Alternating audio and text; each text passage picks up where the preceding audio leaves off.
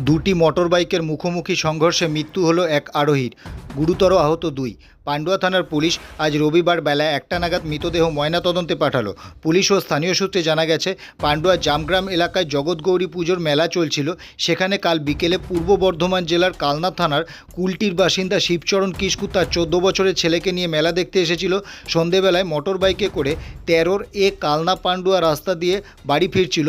এমন সময় জামগ্রাম চারসাঁকো এলাকায় উল্টো দিক থেকে কালনার পাথরঘাটার বাসিন্দা রাজা মান্ডি দ্রুত গতিতে বেপরোয়াভাবে গাড়ি চালিয়ে এসে সজোরে ধাক্কা মারে শিবচরণকে। রাস্তার অদূরে ছিটকে পড়ে শিবচরণ এবং তার বছর 14 ছেলে। ঘাতক বারিক আরোহী রাজা অদূরে ছিটকে পড়ে যায়। বিকট শব্দ শুনে স্থানীয়রা ছুটে আসে, খবর দেয় পুলিশে। পুলিশের সহযোগিতায় 3 জনকেই উদ্ধার করে পান্ডুয়া গ্রামীণ হাসপাতালে নিয়ে আসলে চিকিৎসক শিবচরণ কিস্কুকে মৃত বলে ঘোষণা করে। পুলিশ মৃতদেহ উদ্ধার করে নিয়ে যায়। শিবচরণের 14 বছরের ছেলে এবং রাজা মান্ডি গুরুতরভাবে আহত হয়। তাদের অবস্থা আশঙ্কাজনক হওয়ায় স্থানান্তরিত করে চিকিৎসক। বর্তমানে কালনা সুপার স্পেশালিটি হাসপাতালে আহতদের চিকিৎসা চলছে।